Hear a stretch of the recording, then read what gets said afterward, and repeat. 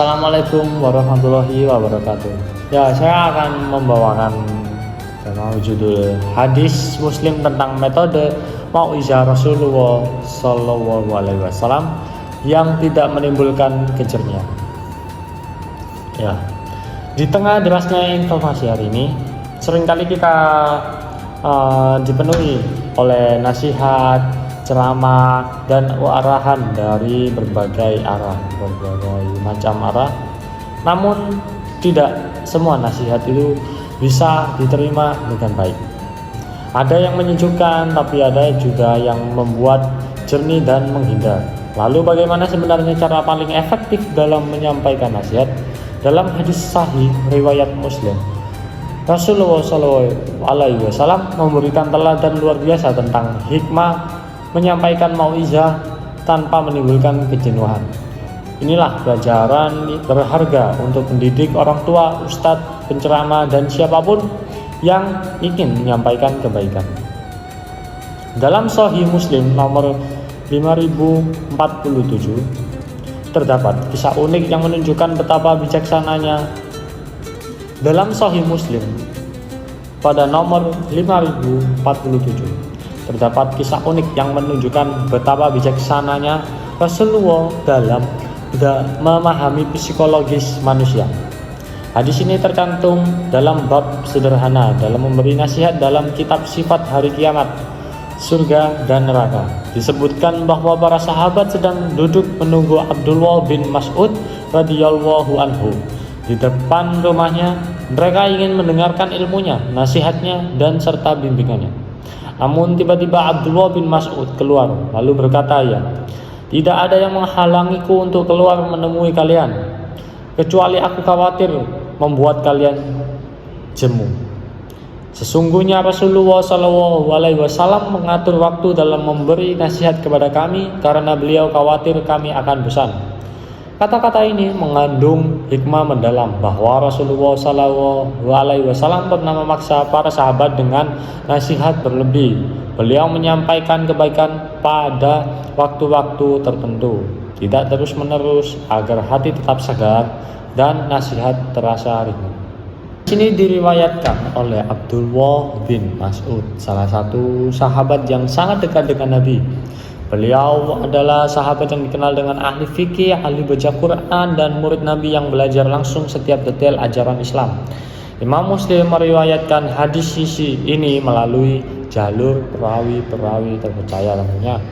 Abu Bakar bin Abi Saibah, Abu Muawiyah al-Amasi hingga ke Sokih bin Salamah.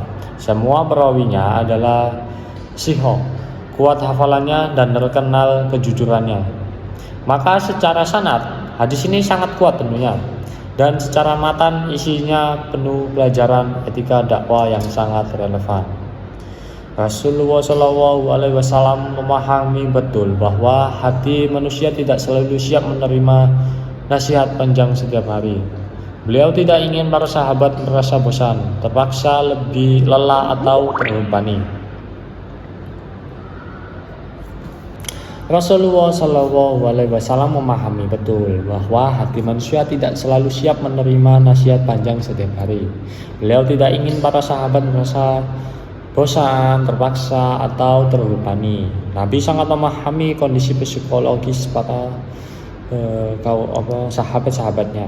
Beliau tahu bahwa menasihati terus-menerus bisa menghilangkan semangat. Karena itu Rasulullah memilih waktu terbaik ketika hati para sahabat sedang siap, rileks, dan terbuka. Meski beliau adalah utusan Allah, Nabi tidak terlalu sering menasihati mereka.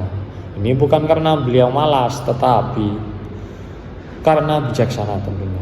Dari sini kita paham bahwa dakwah bukan hanya soal apa yang disampaikan, tetapi bagaimana menjaga perasaan dan kesiapan pendengar. Nasihat yang diberikan dengan terlalu sering, walaupun benar, bisa menimbulkan penolakan dalam hati.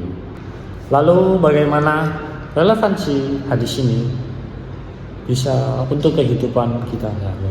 Sangat relevan, bahkan semakin penting tentunya dalam kehidupan kita.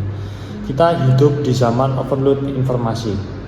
Orang dengan mudah bosan, cepat lelah, dan sulit fokus. Dalam kondisi seperti ini, metode Rasulullah adalah solusi terbaik. Seperti misalnya dalam pendidikan, guru yang ceramah terlalu lama sering kehilangan perhatian murid. Sebaliknya, guru yang memberi penjelasan singkat namun kuat lebih mudah diingat tentunya oleh murid-muridnya. Lalu yang kedua, contoh dalam keluarga, orang tua kadang menasihati anak setiap hari, bahkan setiap waktu, padahal anak butuh fase untuk memproses, untuk memahami, untuk merenung. Nasihat yang terlalu sering membuat anak kebal dan tidak peduli. Terus dalam interaksi sosial, terlalu sering menasihati teman, pasangan, atau saudara bukan membuat mereka berubah, tapi membuat mereka menjauh. Namun nasihat yang diberikan saat momentum tepat bisa mengubah seluruh hidup seseorang. Dari hadis ini kita belajar bahwa Rasulullah SAW adalah guru terbaik. Beliau tidak hanya menyampaikan kebenaran, tetapi juga memahami psikologi manusia.